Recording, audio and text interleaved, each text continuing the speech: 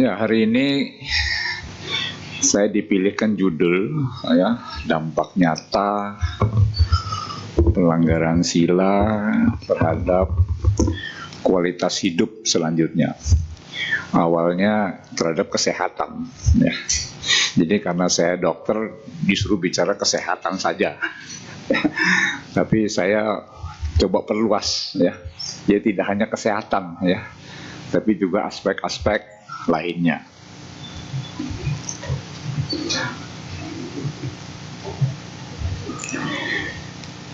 Jadi sebetulnya kita sebagai umat Buddha oleh Sang Buddha diajarkan ya untuk latihan menahan diri ya. Jadi untuk kita orang awam ada Pancasila ya. Dan Pancasila itu bukan larangan ya. Jadi bukan jangan ya. Jadi kalau kita terjemahkan, saya berlatih ya dengan sungguh-sungguh untuk tidak melakukan ya. Jadi itu bukan larangan, dia juga tidak ada ancaman ya. Tetapi yang melanggar sila bahaya ya. Jadi kalau tidak percaya, Anda boleh langgar tiap hari ya. Tapi menurut saya sih jangan ya. Jadi Pancasila Buddhis adalah latihan ya. Jadi kalau Anda melanggar, cepat-cepat menyadari, oh tadi saya melanggar sila. Begitu kita sadar kita melanggar sila, kita harus berhenti melanggar sila. Sesudah berhenti, berjanji lagi untuk tidak melanggar. Jadi itu urusan dengan diri sendiri ya. Meskipun akibat dari pelanggaran sila akan merugikan orang lain ya, kecuali merugikan diri sendiri ya. Untuk seorang biku silanya ada 227 ya. Banyak ya. Hampir semuanya nggak boleh ya. Tapi untuk kita orang awam cukup 5 ya. Tapi yang 5 juga ada dalam yang 227 ya. Nah kalau kita mau tinggal di wihara sebagai anagarika atau anagarini, silanya 8 ya. Samanera 10 ya. Nah kita cukup 5. Tapi yang 5 ini juga susah dilakukan ya, kalau kita mau bersungguh-sungguh ya. Ada kenalan saya setiap hari membunuh nyamuk. Nah, kalau kita membunuh nyamuk kan gak dihukum kan, tidak ada aturannya kan. Oh kalau membunuh nyamuk masuk penjara, gak ada. Jadi dia tiap hari membawa baygon, dia semprot seluruh pojok rumahnya. Sesudah dia semprot dengan baygon, berikutnya adalah nyapu. Sesudah nyapu, dia hitung gitu nyamuk, berapa yang mati hari ini. Jadi teman saya ini punya catatan, tanggal berapa aja ada catatan, berapa nyamuk yang mati dia bunuh hari itu. Hebat kan? Kita semuanya mungkin tidak melakukan seperti dia. Jadi meskipun membunuh nyamuk itu tidak dihukum, tetapi saya lihat sendiri bagaimana dia meninggal dunia ya. Dia meninggal dunia karena kanker kolon yang ada di ujung ya, lubang pengeluarannya dekat anus ya. Matinya sangat menderita ya, karena dia tidak mau bikin lubang di perutnya ya. Kalau nggak ada lubang, berarti tiap hari itu lukanya akan dipakai buang air besar kan. Jadi nggak sembuh-sembuh, meninggal dunia dengan menderita. Saya mengantar kepergiannya setelah saya bacakan parita ya, 1 jam kemudian dia jalan ya. Tapi saya yakin betul bahwa membunuh makhluk hidup ya, meskipun itu cuma nyamuk ya, tapi kalau jumlahnya itu bisa jutaan ya setahun ya, itu kan berbahaya juga kan ya. Kalau Anda nggak percaya, tiap hari bunuh 1 orang tuh Pak. Sebulan kan 30 orang kan. Apa yang terjadi bulan depan? Anda dituduh sebagai apa? Pembunuh. Ya, dikejar oleh polisi, dikejar oleh saudara-saudara yang Anda bunuh, betul nggak? Tadi kan nyamuk nggak dihukum, tapi kalau orang beda. Ya. Negara kita ini negara hukum, ya. Jadi membunuh orang termasuk perbuatan yang melanggar hukum. Ya. Jadi bahaya. Setuju nggak? Jadi kalau Anda nggak percaya sama saya, tiap hari bunuh 1 orang, ya, itu sila pertama. Sila kedua, tiap hari mengambil barang yang tidak diberikan. Contohnya nyolong jemuran deh, ya. Tiap hari Anda nyolong jemuran. Bagaimana kalau udah seminggu, ya? Orang yang dicuri barangnya, jemurannya, akan protes kan? Siapa yang mencuri jemuran saya? Betul nggak? Yang ketiga, kalau Anda laki-laki tiap hari goda istri orang, ya. Yang perempuan goda suami orang, sebulan aja, apa yang terjadi bulan depan? Percaya nggak? Apa yang terjadi? Jadi pengganggu suami orang, pengganggu istri orang. Banyak musuh.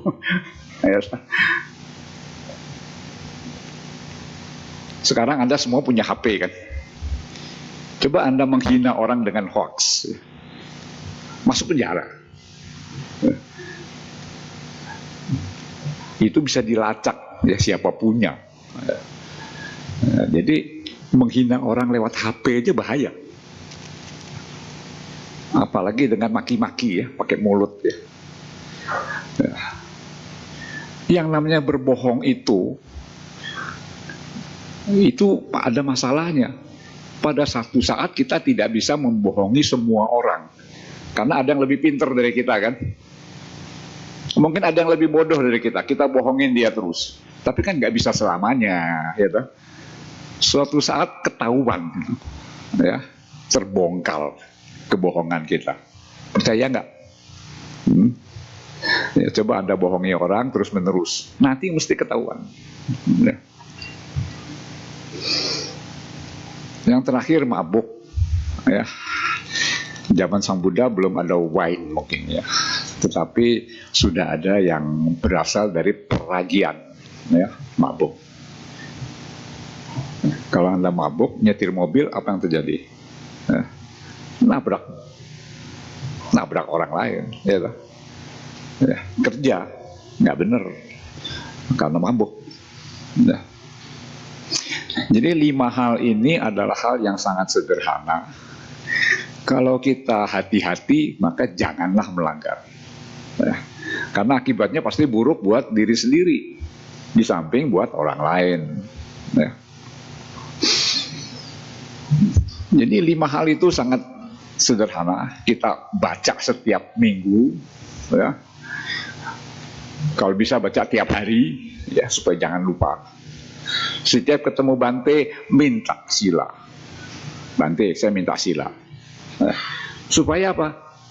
Supaya kita ingat terus, nempel di kepala, ya, bahwa 5 hal ini jangan dilanggar, ya.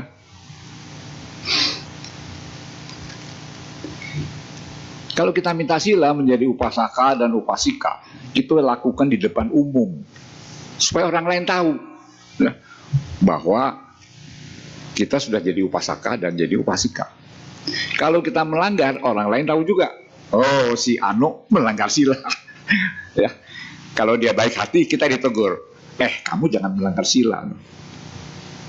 Teman yang baik begitu kan?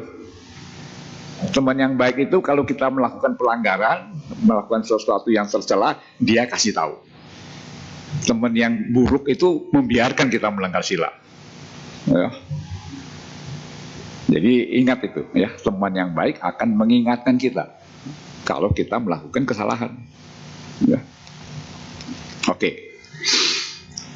Nah, sekarang kita rinci satu-satu ya, akibat dari setiap pelanggaran sila. Tapi secara umum, ya, ini ada 10 akibat buruk akibat melanggar sila. Yang pertama, tidak disukai oleh para dewa dan manusia. Ya. Jadi tidak hanya manusia, dewa pun nggak suka kepada orang yang melanggar sila. Yang kedua, tidak dapat dinasihati oleh teman-teman. Ya. Dikasih tahu nggak mau dengar. Ya. Nomor 3, menderita ketika keburukannya dicela. Ya. Nomor 4, menyesal ketika orang baik dipuji. Ya. Ya, dia juga pengen dipuji. Mana ada orang kita memuji orang jahat? Ya, nggak ada. Ya. Nomor 5, kebahagiaan karena melanggar sila itu sebentar, ya, tidak tahan lama. Ya. Tidak bertahan lama. Nomor 6, orang ini tidak berharga. Ya. Kusala kama pala tidak tumbuh untuk mereka yang berbuat baik kepadanya. Jadi kalau kita nolong orang jahat, karma baik kita tidak tumbuh. Ya. Bayangkan kalau Anda menolong orang jahat, begitu dia sembuh, dia berbuat jahat lagi kan? Ya. Itu sebabnya kalau kita menolong orang jahat, karma baik kita tidak tumbuh, tidak berbuah. Ibarat menanam bibit yang subur di tanah yang kering atau di tanah yang berbatu, tidak tumbuh. Ya, jadi percuma punya bibit yang baik kalau kita tanam di tanah yang tidak subur. Jadi orang yang melanggar sila ini adalah orang yang ya katakanlah sial. Kita berbuat baik kepada dia, karma baik kita tidak berkembang, tidak menjadi buah. Ya. Kan Sang Buddha mengajarkan bahwa karma baik kita akan tumbuh subur kalau kita berbuat baik pada orang suci. Ya. Kalau orang yang tidak suci biasa, ya. Tapi kalau orang jahat tidak berbuah. Nomor 7, selalu gelisah karena merasa dimusuhi orang lain. Ya. Nomor 8, tidak layak untuk diajak hidup bersama. Ya. Orang seperti ini jangan dijadikan pasangan hidup, sengsara. Ya. Setuju nggak? Ya. Jadi kalau punya pasangan yang melanggar sila, tinggal aja, cari yang lain. Ya. Lu jangan bilang saya menganjurkan orang bercerai ya, bukan. Ya. Karena percuma berpasangan dengan orang yang suka melanggar sila. Ya. Karma baik kita tidak bertumbuh, ya, percuma. Jadi tidak layak untuk diajak hidup bersama. Nomor 9, tidak pantas menerima penghormatan meskipun pandai. Ya. 10, akan mengalami penderitaan yang amat lama di alam sengsara, alam apaya. Ya ini Anda boleh nggak percaya ya. Ya, tapi menurut saya lebih aman percaya karena ini bukan dari saya, ini dari Sang Buddha. Ya. Nah, sila pertama adalah membunuh. Syaratnya kita punya niat membunuh. Kemudian ada makhluk yang mau dibunuh, perbuatan pembunuhan dilakukan, kemudian makhluknya mati. itu memenuhi syarat untuk terjadinya pelanggaran sila pertama.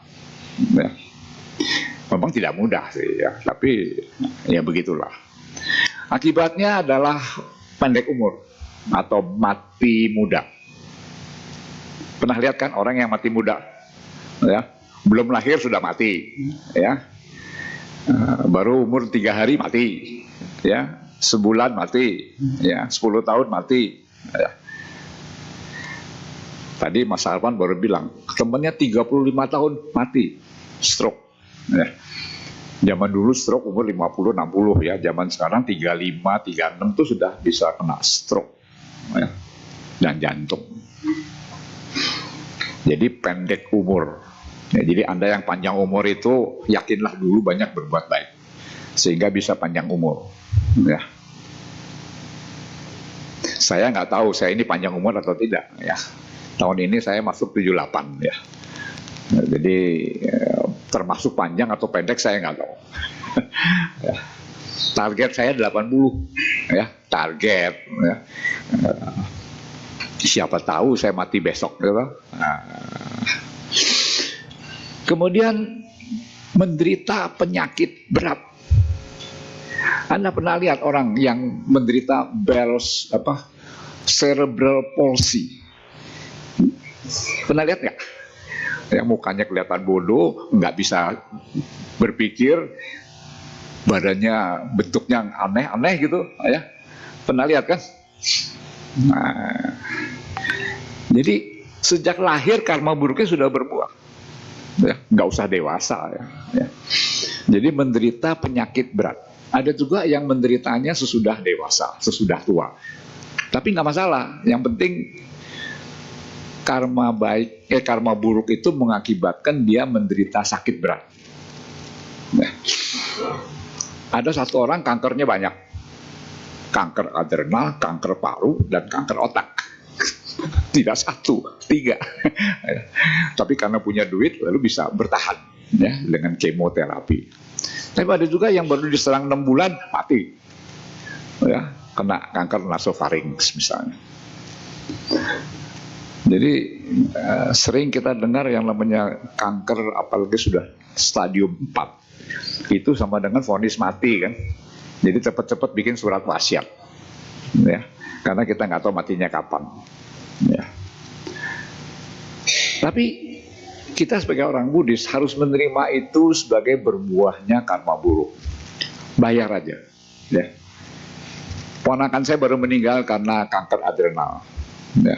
Tapi karena dia ya meskipun jarang ke wihara, tapi dia bisa menerima ya udah saya terima.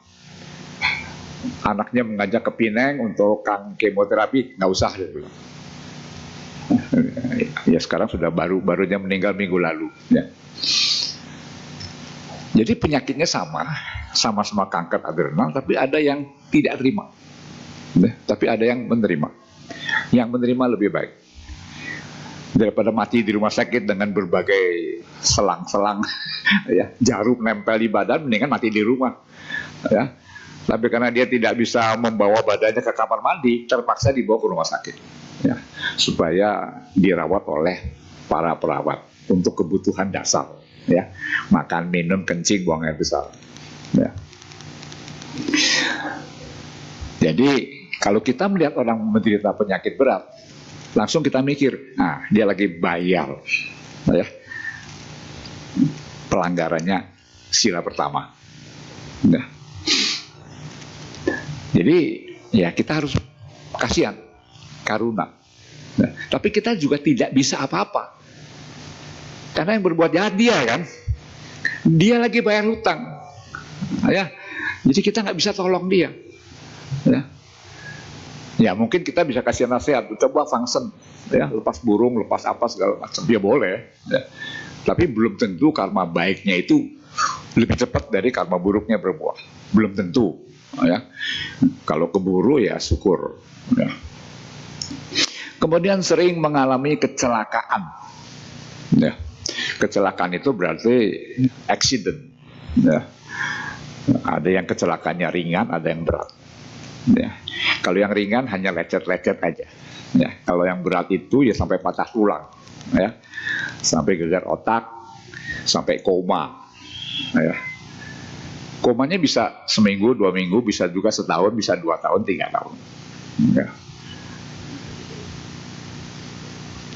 Jadi kecelakaan adalah akibat juga dari pelanggaran sila pertama. Jadi bayar aja, nggak usah ngomel-ngomel ya. Saya sedang membayar karma buruk saya, selesai. Ya.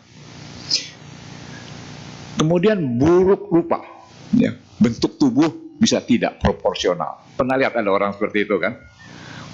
Hidungnya aneh, kakinya aneh, tangannya aneh, ya. Nah itu semua akibat dari pelanggaran sila pertama. Lanjut, gerak-geriknya lambat, lemah, tidak kokoh langkahnya. Ya. Jadi ya letoy lah begitu ya, loyo. Ya. Terus sering mengalami penyiksaan. Ya. Dia sering dipukul orang, ya, ditabrak orang, ya. Kemudian meninggal dunia dalam keadaan menderita. Ada 2 orang, dua-duanya kena kanker, yang satu menderita, satu enggak. Bisa begitu. Karena yang satu kankernya masuk ke dalam sumsum tulang. Ya, kemudian dari dalam tulang dia mekar. Ya, jadi penderitaannya luar biasa. Ponslan 8 sehari nggak menghilangkan rasa sakit. Setiap hari merintih. Dia tidak merintih kalau sedang tidur. Ya, begitu dia sadar, dia akan merintih lagi kesakitan. Ya. Itu adalah penderitaan akibat pelanggaran sila pertama. Ya. Kemudian lahir di alam apaya. Tapi dari semua pembunuhan yang berbahaya adalah membunuh orang tua. Ya, membunuh ayah, membunuh ibu, ya, namanya Garuka Kama. Membunuh arahat, ya, melukai sang Buddha. Itu akibatnya akan masuk di alam apaya, ya, di alam yang paling bawah, avici, selama 1 kalpa. 1 kalpa itu lama banget ya, 1 umur dunia. Ya. Jadi jangan coba-coba membunuh ayah dan ibu, meskipun menyebalkan. Jadi memang ada orang tua yang menyebalkan, tidak adil, cerewet, ya, ngeritik terus, ya, menuntut. Tapi tetap orang tua. Tanpa dia kita nggak lahir di dunia, kan? Ya, jadi meskipun orang tua itu sejahat apapun, sejelek apapun, harus dihormati. Ya. Jangan dibunuh. Karena kalau kita membunuh orang tua, akibatnya luar biasa. 1 umur dunia ada di alam avici. Ya. Oke, ini sila pertama. Ya. Jadi membunuh itu hati-hati. Anak saya yang kedua itu insinyur, ya. Dia punya rumah di Danau Sunter. Yang aneh, itu pintunya gede, jendelanya gede, dan dibuka terus. Ya. Itu ada 2 tamu yang datang ke rumah dia. Di sini Bapak nggak ada kawat nyamuk. Kok nggak ada nyamuk ya? Dan kepada 2 orang itu anak saya jawabnya sama. Jangan bunuh nyamuk. Kalau Anda tidak bunuh nyamuk, nyamuk tidak akan mencari Anda untuk dihisap darahnya. Ya Anda boleh coba ya. Tapi kalau digigit nyamuk jangan salahin saya ya. Jadi rumahnya besar, tinggi, lebar, pintunya gede, jendelanya juga gede, dibuka terus-menerus. Ya, tapi nggak ada nyamuk. Karena nyamuk mungkin nggak suka masuk ke rumah dia, nggak tahu ya. Pokoknya nggak ada nyamuk aja. Ya. Sekarang sila kedua. Kita baru dengar kasus Pertamina kan, ya, berapa banyak uang yang dicuri dari rakyat, memperkaya sekelompok manusia, ya, keterlaluan, ya, triliunan itu. Ya. Sebelumnya ada kasus di Bangka dan lain-lain. Ya, pokoknya negara ini memang tidak pernah miskin dari berita korupsi. Ya. Karena mereka bukan upasaka kan. Janjinya iya, dilakukan pelanggarannya. Ya, jadi nggak takut dengan yang di atas. Ya itu terserah dia lah, nggak takut yang di atas. Tapi saya takut, ya. Karena di dalam agama Buddha hukum karma itu tidak pandang bulu. Ya. Nah, dia bukan pribadi kok. Jadi nggak bisa disuap hukum karma itu. Hukumnya bekerja terus tanpa henti, ya. Dari dulu sampai sekarang kerja terus. Ya. Jadi yakinlah bahwa hukum karma itu tidak pernah tidur. Ya, dia akan kerja terus. Ya. Jadi kalau orang yang melanggar sila kedua mengambil sesuatu yang tidak diberikan, ya, maka dia artinya melanggar sila kedua. Ada niat mengambil, perbuatannya dilakukan, ada barang yang diambil, perbuatan itu dilakukan dan barang itu pindah. Ya. Mungkin kita semua pernah melakukan, ya, tapi jangan diulangi, ya. Karena pelanggaran sila kedua ini membuat kita miskin. Pernah lihat kan ada orang dari lahir sampai mati miskin terus, ya. Waktu saya masih kecil, saya lihat di Senen ada orang yang kerjanya dorong air, jualan air. Saya bilang, kok cari duitnya dengan mendorong air? Tahu berapa beratnya kan gerobak air kan? Nah, satu gerobak itu isinya kira-kira 8 sampai 10 kaleng yang besar itu. Nah, sesudah saya pindah dari pasar sayur di Senen, keturunannya masih dorong air juga. Belum berubah nasib. Nah, jadi artinya apa? Kemiskinan itu melekat sama dia, sama keluarganya. Ya. Karena mungkin dulu dia suka melanggar sila kedua. Ya. Kalau petani gagal panen, mestinya panen nggak jadi, ya, dimakan hama atau bagaimana, ya, banjir begitu kan. Dan kalau dia kaya nggak tahan lama. Pernah nggak tahun dengar 98 ada orang mendapat sebungkus dolar, ya, ya, dia jadi kaya, tapi kan kayanya sebentar kan, sudah itu jadi gila dia.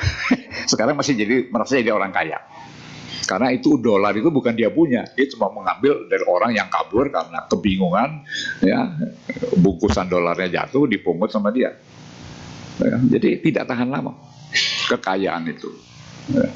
Dan dia masih mimpi jadi orang kaya, padahal dia bukan orang kaya, ya. Atau hartanya sering dirampas oleh orang lain atau disita. Saya pernah tertipu oleh bank, ya. Uang saya lumayan lah, buat saya itu gede, ya, puluhan juta. Terus saya pikir, kalau saya dulu nggak pernah nipu orang, masa saya ditipu orang sekarang, ya. Jadi akhirnya saya berhenti mikir, ya udahlah bayar utang, ya. Kalau saya dulu tidak pernah melakukan kesalahan, saya nggak mungkin dapat ditipu orang, ya, bagaimanapun caranya. Jadi berarti apa? Karma buruk berbuah. Bayar aja. Ya. Selesai. Toh saya masih hidup sampai sekarang, ya. Masih kecukupan, ya, tapi itu harus dibayar, ya, sudah, ya. Kemudian sering terpuruk dalam kegagalan, ya. Memiliki tempat tinggal yang tidak menyenangkan. Anda pernah lihat rumah gubuk nggak di Pantai Marunda? Ke laut tinggal 20 meter, ya, dia di pantai, semua dindingnya itu terbuat dari gedek, tahu gedek? Gedek, bambu, anyaman bambu, bolong-bolong, atasnya juga bocor-bocor. Terus saya pikir, bagaimana kalau hujan besar, ya? Bagaimana kalau ada badai? Ya, toh? Nah, jadi ini contoh melanggar sila kedua bisa hidup susah, ya, sengsara, ya. Dan kemudian juga terlahir di alam apaya, ya.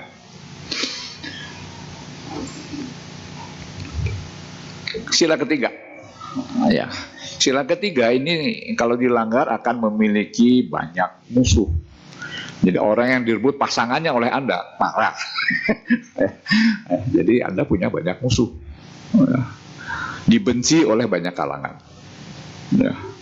Dipandang rendah atau dihina orang, ya. Menderita kelainan gender atau kelainan orientasi seksual. Di agama kita tidak Adam dan Hawa konsep awalnya, ya toh? Di agama kita bertumimba lahir tiada henti sampai kita mencapai kebebasan sempurna. Jadi kalau suatu saat Anda melanggar sila ketiga, masuk neraka, itu belum cukup, ya. Nanti setelah kita menjadi manusia, kita akan mengalami kelainan gender, ya. Jadi ini adalah akibat dari pelanggaran sila ketiga. Saya pernah ditanya oleh orang yang punya kelainan gender, "Dok, kapan saya sembuh?" Karena dia bukan orang Buddhis, saya bilang, ya tunggu. Kalau dia orang Buddhis, saya bilang, karma buruknya belum habis. Ya, nanti kalau sudah habis sembuh dia. Ya. Jadi ada anak laki-laki sejak lahir nggak senang sama perempuan, senangnya sama laki-laki. Ya, itu namanya kelainan orientasi seksual. Ya. Begitu pun anak perempuan nggak suka sama laki-laki, dia suka sama perempuan, lesbian. Ya sama, kelainan orientasi seksual. Bagaimana obatnya? Nggak ada. Ya. Zaman dulu dimasukkan sebagai gangguan jiwa, ya. Tapi udah dihapus itu. Ya. Itu sama dengan orang yang senang warna biru, senang warna kuning, warna merah. Itu kan bukan kelainan kan? Ya, kebetulan dia laki-laki senang sama laki-laki. Itu bukan kelainan, hanya orientasinya yang salah. Ya. Nah, jadi ini akibat dari pelanggaran sila ketiga. Ya. Tapi jangan khawatir, ya, meskipun demikian bisa mencapai tingkat kesucian kalau bisa mematahkan 10 belenggu, ya.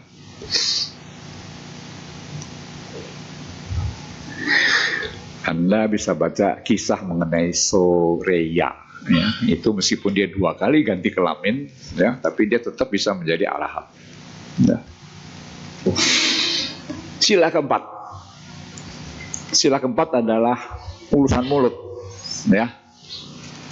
Jadi yang benar itu kalau kita bicara benar, ya, beralasan, berguna, dan tepat waktu. Jadi itu ada 4 syarat yang menurut Majjhima Nikaya. Ya, jadi kalau bicara ikut 4 hal ini, nanti kita jadi pendiam. Ya, karena banyak ucapan kita yang melanggar 4 hal ini. Ya. Saya ulangi lagi ya. Yang pertama benar. Ya, jadi sesuai dengan kenyataan. Yang kedua, beralasan mengapa kita ucapkan itu. Yang ketiga, berguna. Yang keempat, tepat pada waktunya. Ya. Jadi kalau 4 hal ini kita coba lakukan, susah. Ya, hampir semua ucapan kita melanggar. Ya. Tapi pada umumnya terjemahannya adalah berbohong. Ya, itu baru 1, itu baru 25%. Ya. Nah, jadi akibat dari pelanggaran sila keempat ini bisa menderita cacat pada panca indera, buta, tuli, bisu, hidungnya tidak bisa mencium bebauan, kulitnya tidak bisa merasakan sesuatu, lumpuh dan seterusnya. Ya. Mungkin kalau Anda buka internet, ya, ketik saja kutil, tahu kutil? Saya pernah kasih lihat gambarnya, ya. Si Dede kutil. Seluruh badannya penuh dengan kutil. Ya. Tangannya ini seperti pisang, tahu nggak? Ya. Jadi dia minum kepaksa pakai sedotan karena mulutnya penuh dengan kutil semua. Sendok nggak bisa masuk ke mulutnya. Ya. Itu pelanggaran sila keempat. Ya. Fitnah orang, ya, menghina orang, ya, mencaci maki. Ya. Jadi ingat, meskipun kita lebih kaya, nggak boleh menghina orang miskin. Ya. Meskipun kita lebih cantik, nggak boleh menghina orang jelek. Ya. Meskipun kita lebih tinggi, nggak boleh menghina orang yang lebih rendah. Meskipun kita tidak cacat, nggak boleh menghina orang cacat. Ya. Karena itu semua karma buruk yang berbuah. Apa kita nggak bisa seperti dia? Bisa saja suatu saat kalau kita melanggar sila. Ya. Jadi nggak boleh sombong. Ya. Dunia ini selalu berputar. Ya. Banyak orang yang kaya merasa dia di atas terus. Nggak mungkin, nanti dia turun. Kalau dia nggak mau turun, nanti waktu mau mati dia baru menyesal. Ya. Karena biarpun dia kaya apapun, setinggi apapun, dia mesti mati. Ya, nggak ada orang yang nggak mati kan. Nah, setelah dia mati baru dia mikir, kemana saya sudah mati. Ya, nah, itu yang akan saya jelaskan nanti. Ya. Jadi dalam kisah yang saya baca, ada seorang yang mengadu domba 2 orang biku. Dia lahir di alam peta. Kalau dia ngomong, ini dari mulutnya keluar belatung. Ya. Anda pernah dengar kan, kalau kita dengar orang ngomong, mulutnya bau. Pernah nggak? Saya ketemu beberapa orang yang mulutnya bau. Ini kalau kita ajak ngomong, deket dikit bau. Jadi saya begini, ya, menjauh karena hidung saya nggak tahan. Tapi dia nggak sadar bahwa mulutnya bau, karena dia sudah biasa dengan bau itu, ya. Tapi saya nggak tega untuk mengatakan, mulut kamu bau ya, karena dia lebih tua dari saya. Jadi saya nggak berani negur. Ya. Nah, biarlah yang negur orang lain. Ya. Nah, jadi itu salah satu akibat melanggar sila keempat. Mulutnya bau. Ya. Kemudian kalau berbicara tidak dipercaya oleh orang lain. Meskipun ngomongnya benar, tapi orang nggak percaya sama dia. Ya. Lalu nggak punya teman. Ya. Temennya dikit. Ya. Karena semua nggak percaya sama dia. Jadi nggak punya teman. Mudah merasa bingung, ya, karena mungkin dulu suka menyesatkan pandangan orang lain, buruk rupa, terutama di daerah wajah, ya, mukanya aneh gitu ya, atau seluruh tubuh seperti si Dedek tadi, ya, kutilan. Kemudian lahir di alam apaya. Khusus untuk para biku, ya, kalau dia menyesatkan pandangan orang lain dengan statusnya sebagai biku, maka dia melanggar garuga karma. Dia juga akan lahir di alam apaya selama 1 kalpa. Ya. Kalau pandita mungkin nggak masuk ke situ, mungkin alam neraka yang lain yang lebih tinggi dikit. Tapi sama saja. Ya, kalau menyesatkan pandangan orang lain, ya, itu bisa masuk alam neraka. Ya. Jadi hati-hati dengan mulut. Ya. Jadi mulut itu lebih cepat dari panah, lebih tajam dari pisau. Ya. Makanya ada istilah silent is golden. Ya. Berdiam itu lebih baik daripada ngomong. Ya. Kalau ngomongannya salah. Ya.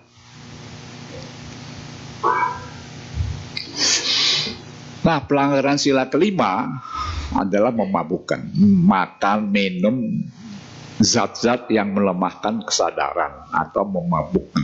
Ya. Lalu susah untuk memahami sesuatu, otaknya tumpul. Ya. Sering lengah atau lalai, tidak waspada. Mudah menjadi bingung, bodoh atau tolol.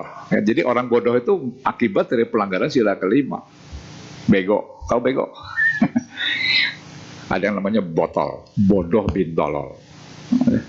Meskipun sekolahnya tinggi, tapi bego. Ya.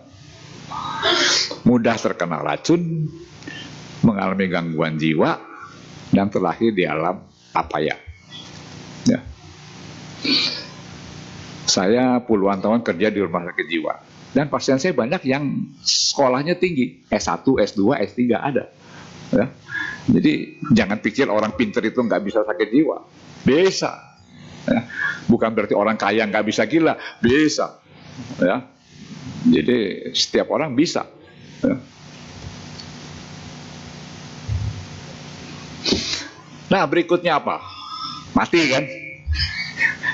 Kita semua akan mati. Ya. Ada yang berani angkat tangan, saya tidak akan mati. Ada nggak? Kalau nggak ada ya berarti kan setuju.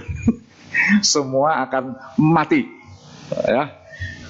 Mau kaya, mau miskin, mau laki, mau perempuan, mau bencong, semuanya mati. Gitu. Nah, sesudah mati kemana? Itu kan pertanyaan berikut kan. Biasanya orang tidak tahu. Kalau saya sudah mati, kemana saya tidak tahu. Tetapi, ya menurut buku-buku yang saya baca, ya ini ada 6 kemungkinan. Ya. Pertama adalah lahir di alam neraka. Alam neraka itu dekat dengan api, panas. Ya. Jadi mungkin dekat perut bumi begitu ya. Jadi biasanya api itu menjadi simbol dari neraka. Nah. Jadi kalau mau masuk neraka ya biasakanlah dekat dengan api. Api neraka, betul kan? Sebutannya begitu. Alam neraka itu tidak satu ya, tapi ada 144 kapling. Kalau saya mau bilang kapling ya begitulah ya, 144 kapling. Terbagi menjadi 8 lokal yang besar ya.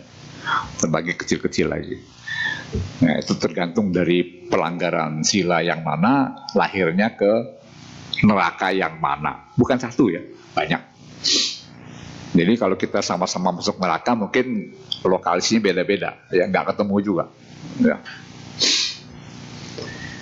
Yang kedua adalah alam binatang. Kita kebetulan ya dimensinya sama dengan binatang, betul kan? Bisa saling menggigit kan? Ada manusia gigit anjing, anjing gigit manusia. Pernah dengar nggak manusia gigit anjing? Ya, saking gemesnya dia gigit anjing. Ya. Tapi yang pasti kita kan sering digigit nyamuk, ya. Nah, dan kita makan daging binatang, betul nggak? Ya, tiap hari kita makan ayam, ya, makan daging babi, ya, sapi, ikan, itu. Kita santap. Manusia itu makhluk yang paling rakus ya. Semua dimakan. Dari akar, batang, daun, pucuk, binatang, tulangnya pun diisep-isep terus. Ya, digigit terus sampai hancur. Ya, betul nggak? Nah, jadi maka ada orang yang saya nggak mau makan binatang karena kemungkinan salah satu binatang itu leluhur saya. Ya bisa, ya, bisa begitu. Ya. Jadi dengan tidak makan hewan mungkin kita mengurangi pembunuhan kepada makhluk binatang. Tapi ya enggak juga, karena binatang yang kita makan itu kan diternakan kan, gitu. Babi diternakan, sapi diternakan, ya, ayam diternakan, bebek diternakan, betul kan? Jadi kalau kita nggak ternakan itu binatang ya habis, ya punah itu makhluk. Ya. Jadi alam binatang adalah alam yang satu dimensi dengan kita, saling melihat, saling menyentuh, saling menggigit, saling makan.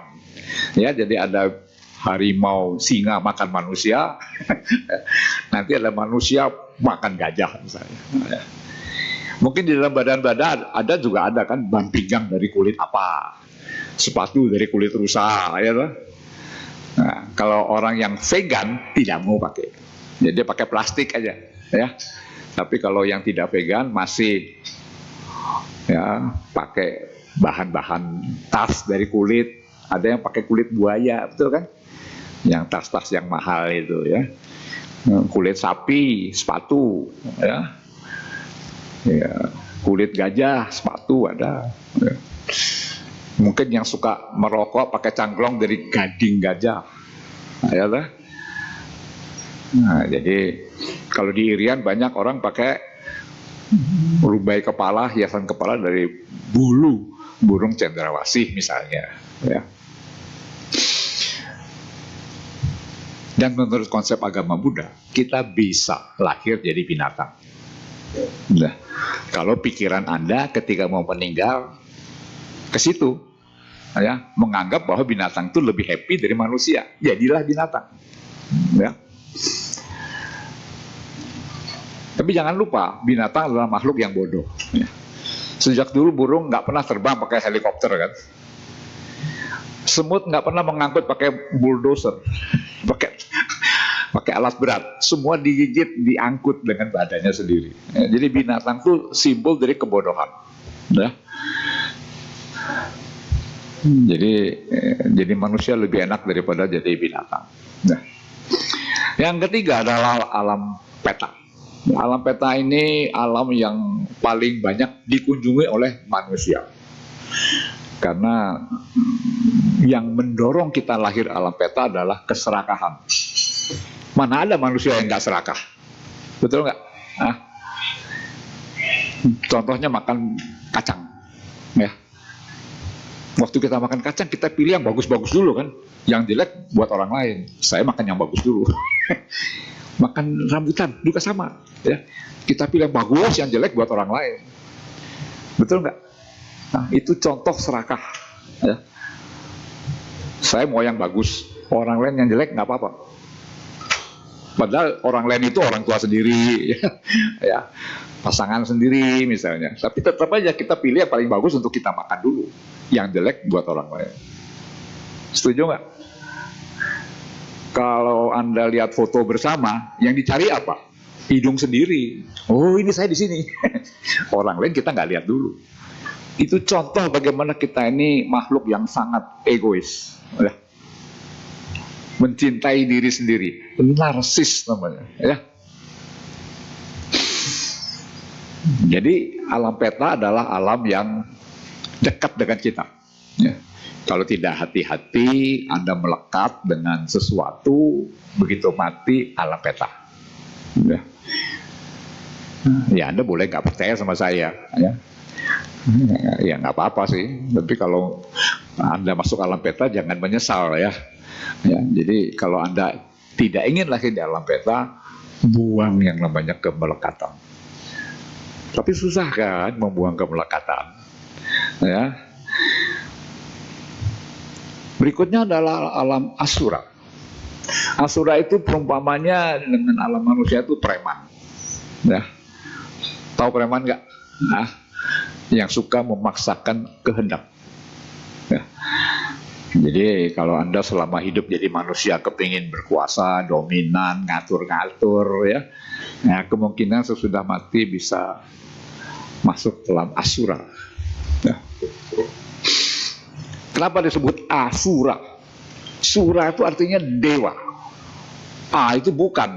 Ya, jadi asura itu bukan dewa, tetapi kesaktiannya bisa melebihi dewa. Ya.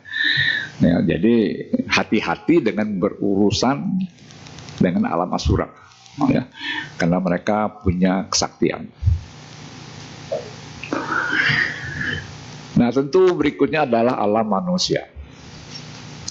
Kita semua berkumpul di ruangan ini sebagai manusia.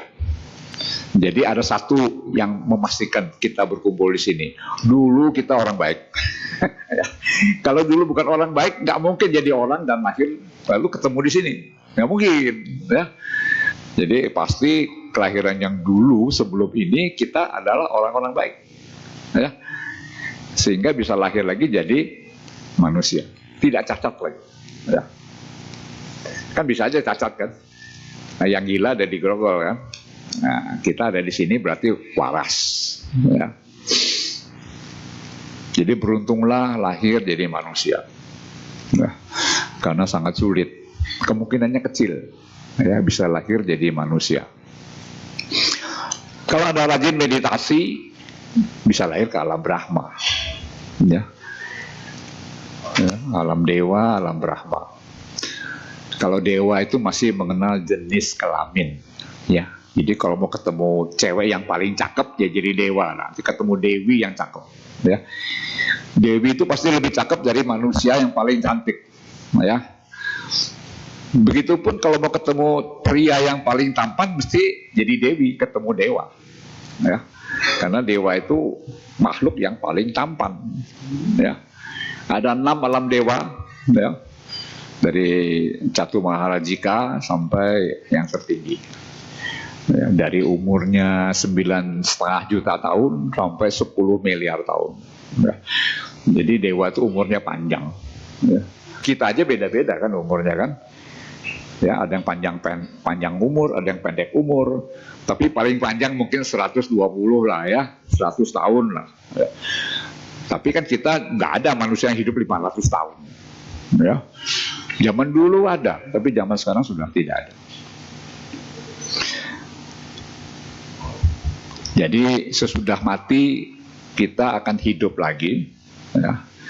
Entah sebagai apa, ya, mudah-mudahan ketemu lagi, ya, dalam keadaan yang lebih baik, ya. 6 alam ini catat aja, ya. Anda tinggal memilih mau masuk ke alam yang mana, ya. Syaratnya sudah jelas kan. Ya, kalau mau jadi manusia dan dewa, Anda mesti punya sila. Ya, mesti jadi orang baik. Ya. Orang jahat nggak mungkin jadi dewa, nggak mungkin masuk jadi alam Brahma. Ya. Jadi anjurannya adalah tidak melanggar sila. Ya.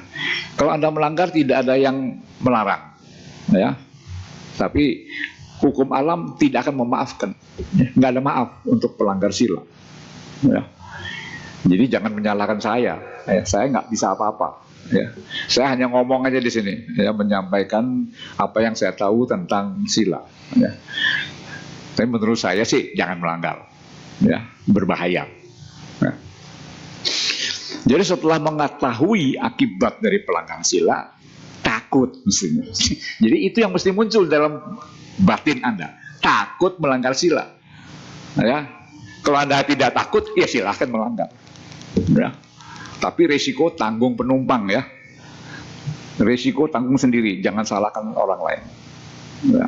Jadi kalau Anda mau melanggar, tidak ada yang melarang. Ya. Tapi nanti kalau akibatnya berbuah, jangan menyalahkan orang lain. Ya. Hukum karma tidak mengenal pengampunan dosa, nggak ada. Ya. Juga tidak ada pertobatan. Ya, Anda mau bertobat kayak apapun, hukuman jalan terus. Ya. Jadi percuma, ya, percaya ini percaya itu percuma, ya, bullshit namanya, ya, ngomong kosong. Hukum karma tidak mengenal pengampunan. Ya. Jadi jangan percaya kalau ada yang bilang Anda diampuni, ya, dosa asal Anda hapus kalau percaya, jangan percaya, itu bohong, ya. Dan yang penting kita harus selalu sadar. Ya, supaya sadar jangan minum yang memabukkan. Ya. Kesadaran itu sangat penting, ya, harus sadar. Dan nah ini yang penting, harus bisa menahan nafsu keinginan. Ya. Rem. Biarpun Rolls Royce, kalau nggak ada remnya nggak ada yang menaik. Ya, pasti nabrak orang gitu, masuk jurang. Jadi siapapun itu harus punya rem. Rem itu berarti apa? Pengendalian diri. Oke? Saya udah capek ngomongnya. Jadi sekarang saya sudahi khotbah saya. Yang mau bertanya silakan. Waktu saya serahkan kepada pembawa acara. Silakan. Terima kasih Romo. Demikianlah damai sana yang disampaikan oleh Romo Dr. Ratna Surya Widya. Mau membuka kesempatan untuk sesi tanya jawab. Jadi bagi Bapak Ibu yang memiliki pertanyaan, jadi sekarang bisa dengan 3 metode. Yang ini pertama adalah lisan secara langsung. Jadi nanti setelah bernyanyi, angkat tangan saja akan dipersilakan untuk bertanya langsung kepada Romo. Kemudian kedua, kita masih pakai tertulis juga. Jadi di depan kursi Bapak Ibu ada kertas. Jadi dan juga bisa ditulis. Nanti ketika bernyanyi, saya akan keliling untuk ambil kertasnya. Jika ingin bertanya secara tertulis tapi tidak ada ditemukan kertas ataupun alat tulisnya, nanti ketika saya keliling, panggil saja, akan saya sediakan. Kemudian ketiga adalah mengenai penambahan metode sesi tanya jawab dengan melalui chat ke nomor WhatsApp Apni Wihara Pelita Masuka. Ya, di nomornya yakni adalah 0811-9921-098 yang sebentar lagi juga akan ditampilkan pada slide. Jadi bagi Bapak Ibu yang ingin bertanya secara WA pun bisa. Ya, hanya saja nanti kami menyadari dengan pembukaan metode yang ketiga ini menyebabkan penambahan pertanyaan yang masuk. Ya, jadi nanti kita akan melihat waktu juga bagaimana jika misalnya pertanyaan terlalu banyak, nanti paling kita akan sampaikan kepada Romo saja untuk personal ya. Baiklah, sambil menunggu pertanyaan yang masuk, mari kita bernyanyi bersama. Kepada petugas dipersilakan.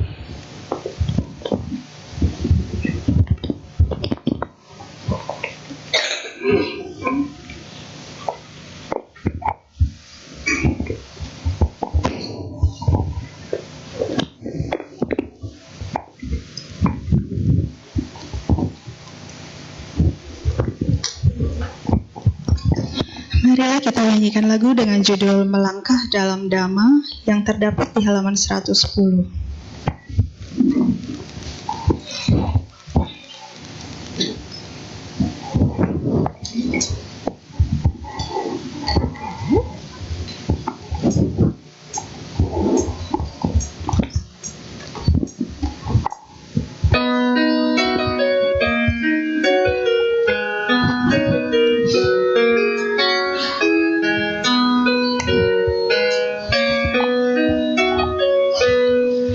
sudahkah menjadi umat sejati yang melangkah selalu dalam doa? Mengertikah kita jalan yang dilangkah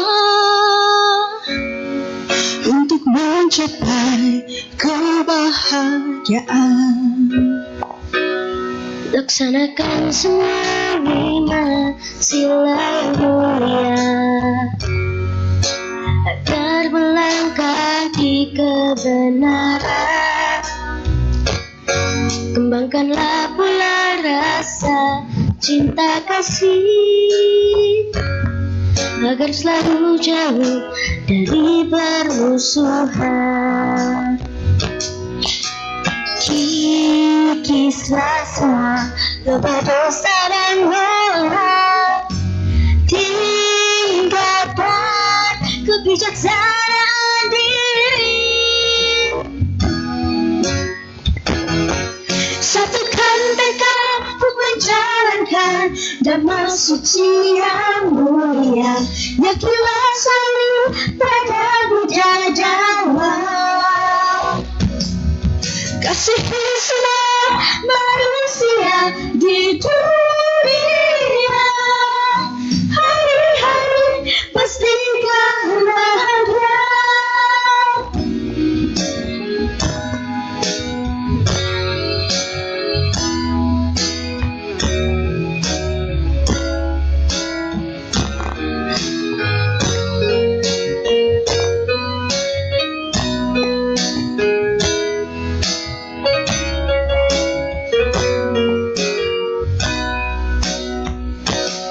Laksanakan semua 5 sila yang mulia agar melangkah di kebenaran. Kembangkanlah pula rasa cinta kasih agar selalu jauh dari permusuhan. Kikislah semua dosa dan doa, tingkatkan kebijaksanaan diri. Satukan tekad untuk menjalankan dhamma suci yang mulia. Yakinlah selalu pada Buddha Dhamma. Kasihi semua manusia di dunia. Hari-hari pastikan bahagia. Sehari dimulai satu langkah. Marilah kita mulai melangkah. Satukan tekad untuk menjalankan dhamma suci yang mulia. Yakinlah selalu pada Buddha Dhamma. Kasihi semua manusia di dunia. Hari-hari pastikan bahagia.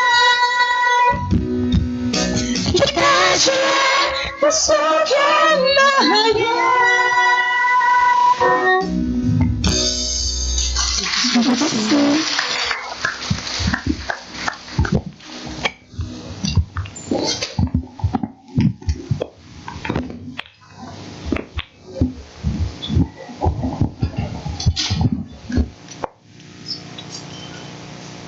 Boleh. Nah, yang lisan nggak ada.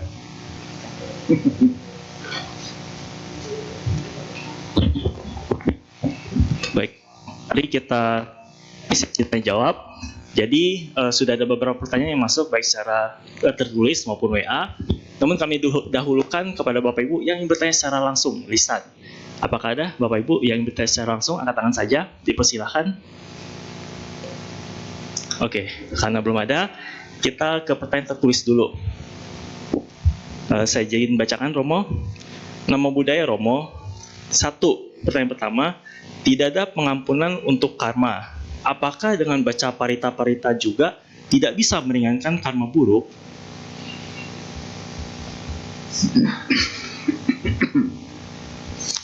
Ya, pertanyaannya bagus. Memang tidak ada pengampunan kalau kita berbuat jahat. Apakah dengan baca parita-parita suci karma kita bisa dihapus? Jawabannya apa? Bisa apa tidak? Ya, sudah jelas. Tidak bisa. Ya. Kalau kita baca parita suci, kita hanya mengulang ajaran Sang Buddha.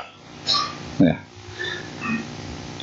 Dengan hanya membaca parita, ya kita mengulangi ajaran Sang Buddha. Apa yang terjadi? Kalau kita bacanya betul, ya mungkin para dewa ikut senang, ya, karena di alam dewa tidak ada wihara, ya, tidak ada orang baca parita. Ya, sedangkan Sang Buddha meninggal 2600 tahun yang lalu, kan. Ya, jadi sudah 2600 tahun para dewa tidak mendengar ajaran Sang Buddha. Ya. Jadi kalau kita membaca parita suci dengan cara yang benar, para dewa ikut senang. Ya kita kan bacanya pakai bahasa Pali, kan, pakai bahasa yang digunakan oleh Sang Buddha ketika mengajarkan Dhamma. Ya. Dan itu tidak bisa menghapus karma buruk yang kita lakukan. Ya. Memang ada cara. Ya. Anda tahu bola biliar nggak? Jadi misalnya kita ingin memasukkan sebuah bola ke lubang. Kalau bola itu nyemplung, itu berarti karma buruk kita berbuah. Apa yang kita lakukan sesudah bolanya kita pukul? Jadi kita kalau bisa, kita cari bola yang lain, kan? Kita pukul bola itu supaya dia belok, tidak nyemplung. Itu namanya membelokkan hukum karma. Tapi dengan apa kita bisa membelokkan perbuatan yang buruk? Tentu dengan perbuatan yang baik. Ya. Kalau perbuatan baiknya hanya biasa-biasa saja, nggak bisa. Jadi kalau kita ingin membelokkan berbuahnya karma buruk, kita harus menggunakan karma baik yang luar biasa. Ya. Mungkin, ya, bola biliar yang kita pukul yang kedua lebih cepat dari bola yang pertama, lalu dia bisa membelokkan bola yang pertama itu dan nggak jadi nyemplung di lubang yang seharusnya dia masuk. Paham nggak? Ini bola mau jalan nih, kita pukul dia supaya dia belok, ya. Nah, tapi kalau pukulannya pelan, ya nggak bisa, dia tetap aja nyemplung ke situ, ya. Nah, jadi banyak orang sesudah sakit berat, dia diramalkan mati dalam seminggu misalnya, lalu dia function, dia lepas yang panjang-panjang, ya, belut, bangau misalnya, ya, ikan. Pernah dengar nggak ngebom ikan? Jadi kalau orang lain nyebar ikan makanan arowana itu 20, 10, ini nyumbangnya 2000. Jadi lepas 2000 ikan misalnya, ya. Jadi kita berbuat baiknya yang luar biasa. Tapi saya juga nggak percaya bahwa itu bisa membelokkan berbuahnya karma buruk kita. Mungkin yang bisa membelokkan adalah kalau kita mengorbankan diri sendiri, ya, mengabaikan keselamatan diri sendiri untuk menolong orang lain. Siapa tahu, ya, itu bisa lebih cepat berbuah sehingga karma buruk kita nggak jadi berbuah. Andai kata berbuah, berbuahnya ringan, begitu, ya. Oke, masuk akal nggak? Jawaban saya, ya. Jadi kalau Anda sakit berat, diramalkan untuk mati, berbuat baik. Terus pertanyaannya, bagaimana berbuat baik kalau saya sakit? Ya. Apakah boleh yang berbuat baik orang lain, saya yang menerima akibatnya? Ya nggak mungkin. Ya, yang penting dia sendiri yang berbuat baik, bukan orang lain yang berbuat baik dia yang menerima akibatnya. Nggak ada. Nggak ada ceritanya begitu. Harus dia sendiri yang berbuat baik. Ya. Saya kira jawaban saya seperti itu. Ya, mudah-mudahan memuaskan. Ya, jadi silakan mencoba. Ya, kalau nggak berhasil, ya jangan menyalahkan saya dong. Ya, karena bola yang kedua jalannya pelan. Ya, jadi bola yang pertama nyemplung juga. Ya. Silakan pertanyaan Terima kasih berikut. atas jawabannya Romo. Selanjutnya Romo, yang kedua, apakah tiap hari main game termasuk kecanduan? Apakah tiap hari main game termasuk kecanduan? Kecanduan itu artinya apa? Kalau tidak main, rasanya sengsara. Ya. Jadi kalau masih bisa menahan diri, ya ada waktu main, nggak ada waktu ya nggak apa-apa. Itu nggak ada termasuk kecanduan. Ya. Jadi kalau kecanduan itu kalau nggak main, sengsara. Harus main, maksa. Ya. Ya. Oke, terima kasih jawaban Romo. Terus selanjutnya, apakah loba termasuk karma buruk? Apakah loba, serakah, termasuk karma buruk? Loba itu bukan karma buruk, tapi loba adalah akar dari kejahatan yang kita lakukan. Ya, jadi banyak orang melakukan perbuatan jahat karena keserakahan. Ya. Dan loba itu adanya dalam batin kita yang paling bawah. Ya. Di bawah loba ada yang namanya kebodohan, moha. Ya. Lalu di atas loba ada, di atas moha ada loba dan dosa. Ya. Jadi kebencian itu termasuk ya satu level sama loba. Ya. Jadi ketiga hal itu yang perlu kita hapus. Ya. Kalau kita sudah bisa menghapus loba, dosa, moha, arahat. Ya. Jadi kita ini semua berbuat jahat karena tiga hal itu.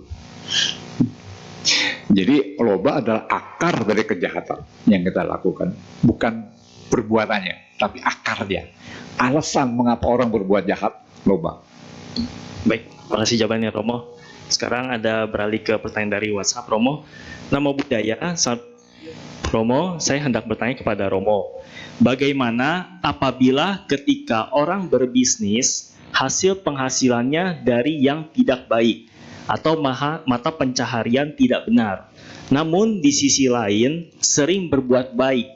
Apabila hasil buruknya berbuah dan terakhir di alam neraka, bagaimana karma baik yang dibuat karena sering berbuat baik tersebut dapat berbuah? Ya, pada prinsipnya semua itu bekerja sendiri-sendiri. Ya. Kalau dia mendapatkan uang dari, contohnya lah, pembunuh bayaran. Ya. Saya kalau bunuh orang satu dapat 10 juta misalnya. Dengan 10 juta itu dia berdana di Pluit Damasuka. 2 juta. Banyak kan 2 juta? Ya. Yang mana berbuah duluan? Yang mana yang lebih besar buahnya? Coba, sederhana kan? Saya dapat uang 10 juta dari membunuh orang, ya itu kan karma buruk kan? Nah, kemudian saya berdana ke Pluit Damasuka 2 juta. Apakah yang 2 juta itu bisa menghapus pembunuhan yang saya lakukan? Bisa nggak? Jawabannya nggak bisa. Ya toh? Jadi Sang Buddha mengajarkan mata pencarian yang benar. Saya pernah ngomong soal itu kan di sini kan. Ya. Jadi ada berapa banyak mata pencarian, kita harus memilih yang tidak melanggar sila, ya. Ya. Yang tidak melanggar dhamma. Itu ada dua hal ya, melanggar sila dan melanggar dhamma. Ya. Kalau melanggar sila itu berarti akibatnya akan buruk. Melanggar dhamma juga sama. Ya. Jadi dua-duanya juga sebaiknya tidak dilakukan. Ya, jadi carilah mata pencarian yang bersih, yang aman, yang tidak melanggar sila. Nah. Ya, terima kasih jawabannya Romo. Nah. Lanjut ke pertanyaan tertulis lagi Romo. Apakah perilaku LGBT adalah pelanggaran sila menurut agama Buddha? Apakah perilaku LGBT adalah pelanggaran sila menurut agama Buddha? Begini, pelanggaran sila kan ada syarat. Ya. Pertama ada niat. Ya. Yang kedua ada objeknya.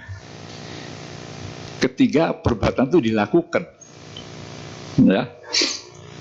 Nah, jadi kalau ada dua orang melakukan pelanggaran, belum tentu melanggar sila. Bisa juga dia melanggar jama. Contohnya gini lah. Kalau Anda laki-laki menggoda istri orang, berselingkuh, itu melanggar sila.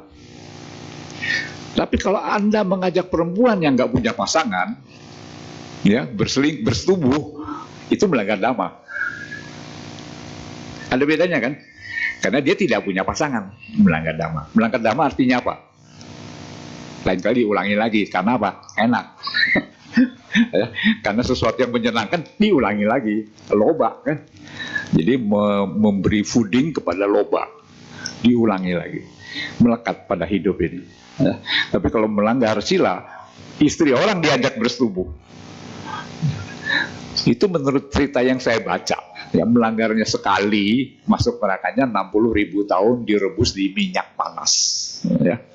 30.000 tahun tenggelam dari permukaan minyak panas sampai ke dasar kuali. 30 tahun lagi dia berenang. 30.000 tahun ya, berenang ke atas. 60.000 tahun. Kalau mau ya silakan. Jadi kalau Anda mau masuk neraka 60.000 tahun, ya godalah pasangan orang lain, ya. Sama aja, yang laki-laki menggoda istri orang, yang perempuan menggoda suami orang, sama. Hasilnya sama. Ya, 60.000 tahun dalam minyak panas. Panas ya, mendidih ya. Jadi bukan minyak anget ya, minyak panas. Terima kasih jawabannya Romo. Selanjutnya Romo dari WA. Namo Buddhaya Romo, izin bertanya, apa hukum karma bagi orang yang suka berjudi online? Termasuk yang mana pelanggaran silanya dari yang nomor 1 sampai 5?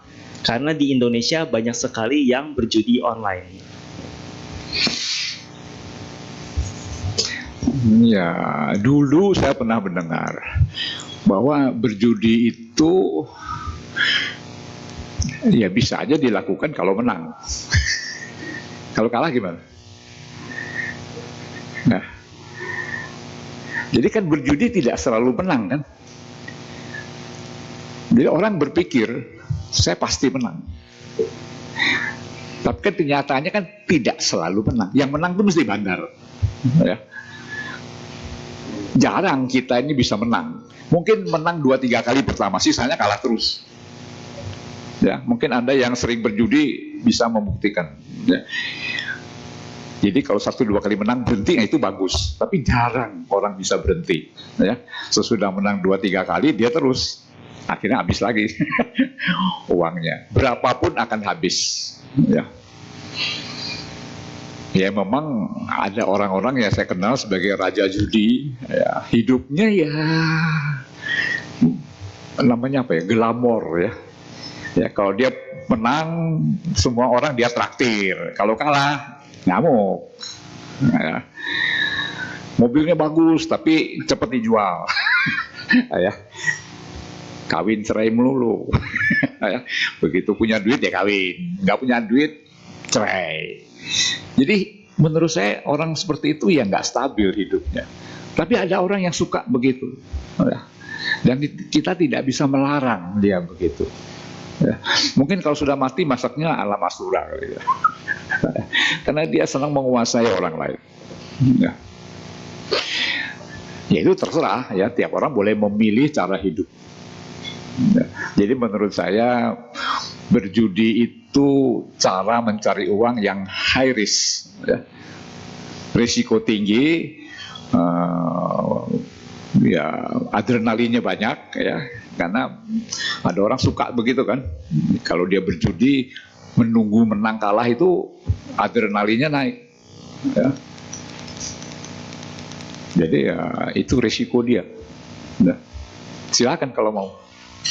Terima kasih jawabannya Romo. Selanjutnya Romo, nama budaya Romo, saya memiliki teman lelaki yang menyukai sesama lelaki. Sebagai teman, saya ingin menasehatinya, tapi saya takut teman saya merasa terkucilkan Kira-kira harus bagaimana ya Romo? Terima kasih. Jadi kalau ada laki-laki senang sama laki-laki, namanya homo, ya. Di dunia ini banyak, ya, yang begitu. Ada negara yang mengizinkan mereka kawin, ya. Satu berfungsi sebagai istri, satu berfungsi sebagai suami. Mereka pungut anak, ya, adopsi anak, ya. Silakan. Kan tadi saya mengatakan bahwa kalau ada laki-laki senang sama laki-laki, itu kan karena akibat dari pelanggaran sila ketiga. Ya.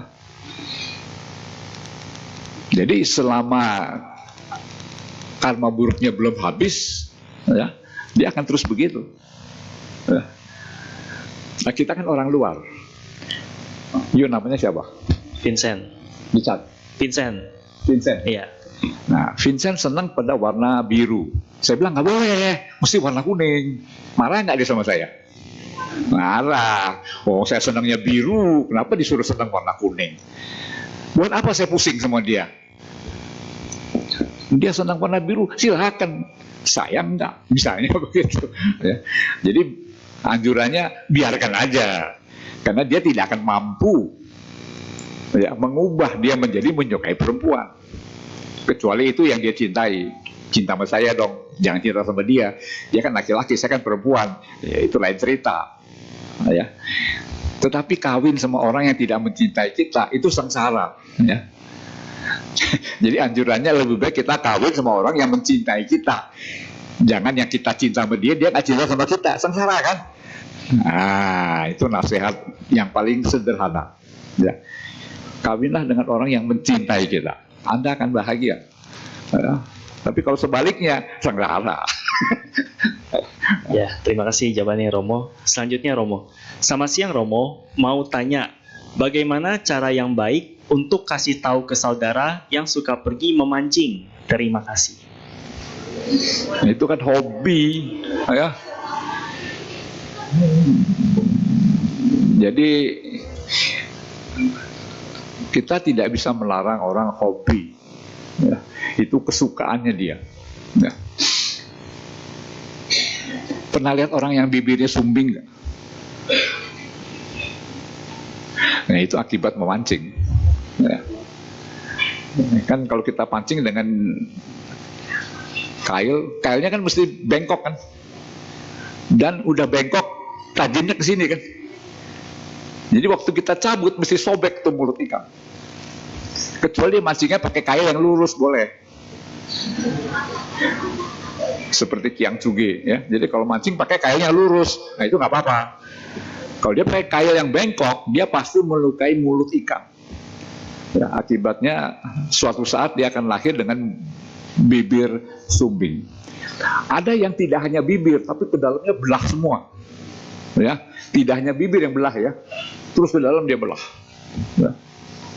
Itu karena pelanggaran, ya itu kan hobinya mancing ikan. Ya. Terima kasih jawabannya Romo. Jadi silakan dia mancing ikan nggak apa-apa, asal dia siap-siap nanti suatu saat lahir dengan bibir sumbing, bilang begitu. Ya. Ya, terima kasih jawabannya Romo. Selanjutnya Romo. Selamat siang, nama budaya Romo. Bagaimana jika orang yang sudah kondisi stroke atau koma untuk melakukan perbuatan baik? Apa bisa diwakilkan oleh saudara dan kemudian jasa kebajikannya dilimpahkan kepada yang menderita? Ya, kalau saudara yang berbuat baik, ya karmanya dia yang terima. Ya. Karena pelimpahan jasa itu baru berlaku kalau orang itu meninggal, ada di alam peta. Dia sedang koma, tidak tahu apa-apa, ya. Jadi yang kita doakan ya semoga karma baiknya berbuah, ya, sehingga dia sadar. Nah, sesudah sadar baru dianjurkan untuk berbuat baik. Karena perbuatan itu menyangkut pelaku. Cetana, tahu cetana? Cetana adalah kehendak, ya. Jadi kalau dia tidak punya kehendak, nggak ada karma yang bekerja buat dia. Jadi dia harus sadar dulu, kemudian dia dianjurkan berbuat baik, kemudian dia ingin berbuat baik, lalu dia melakukan perbuatan baik, nah baru berbuah buat dia. Dan kemudian setelah dia berbuat baik, buahnya kapan? Kan nggak tahu. berbuat baiknya sekarang, kan berbuahnya nanti, masih lama. Ya. Tapi perbuatan baik yang dilakukan sekarang mungkin bisa memancing berbuahnya karma baik yang lain. Nah, itu yang kita harapkan. Sehingga dia sembuh dari penyakitnya, lalu bisa berbuat baik yang lebih banyak lagi. Ya. Ya, tapi kan ada yang bilang, buat apa berbuat baik? Apa untungnya buat saya? Jadi kalau orang nggak ngerti hukum karma, nggak bisa ngomong. Percuma ngomong sama dia, nggak usah. Ya. Tapi kalau dia ngerti hukum karma, baru kita bisa ngomong sama dia. Ya, bahwa apa yang Anda lakukan itu seperti menanam bibit. Ya. Kalau tanahnya subur, buahnya banyak. Tiap musim berkeranjang-keranjang. Kalau tanahnya tidak subur, nggak ada buah. Meskipun pohonnya tumbuh. Ya. Jadi ingat itu, ya. Ada perbuatan yang kita tanam tapi nggak berbuah. Karena kita tanam di tanah yang tidak subur. Begitu. Ya. Ya, terima kasih jawabannya Romo. Pertanyaan terakhir Romo dari WA. Sebelumnya Bapak Ibu, pertanyaan melalui WA ini kami menjaga privasi dari Bapak Ibu. Jadi kami tidak sebutkan nama Bapak Ibu kecuali Bapak Ibu menuliskan nama Bapak Ibu seperti yang saya bacakan ya di WA. Jadi tetap kami menjaga privasi kecuali Bapak Ibu sendiri yang kan Ibu dalam pertanyaan itu kami hargai juga. Ya, agak panjang ini Romo, saya bacakan ya. Nama budaya, saya Edi dan saya percaya dengan kisah membunuh nyamuk tiap hari sehingga yang bersangkutan menerima buah karma buruk dan meninggal dalam keadaan menderita. Selain membunuh nyamuk, saya juga menganjurkan agar yang suka pelihara burung yang tiap hari membunuh jangkrik untuk dijadikan makanan buat burungnya agar mulai mencari cara agar tidak lagi membunuh jangkrik, yaitu dengan menggantikan makanan burungnya dengan makanan lain. Buah karma buruk membunuh jangkrik tiap hari itu membuat yang bersangkutan umur pendek dan menderita banget menjelang kematiannya. Pertanyaan saya untuk Romo, apakah orang yang menyuruh untuk membunuh jangkrik akan menerima karma buruk juga? Misalnya, majikan menyuruh pembantunya untuk memberi makan burung peliharaannya dengan cara membunuh jangkrik, kepala jangkrik, dan kakinya dipetek. Terus yang dikasih makan hanya badan jangkriknya aja. Terima kasih, Romo. Waduh, ini seperti jenderal ya. Bom. Yang ngebom dia yang melakukan, tapi yang nyuruh kan jenderalnya kan. Dia menerima karma buruk yang lebih besar daripada pelaksana. Jadi penyuruh itu seperti cetana, keinginan. Ya. Jadi yang memerintahkan itu menerima karma yang lebih banyak porsinya daripada yang melaksanakan. Ya, jadi yang melaksanakan itu hanya terima karma melakukan perintah. Tapi yang memerintahkan itu dengan niat itu dia menerima karma lebih banyak porsinya dibandingkan yang melaksanakan. Ya.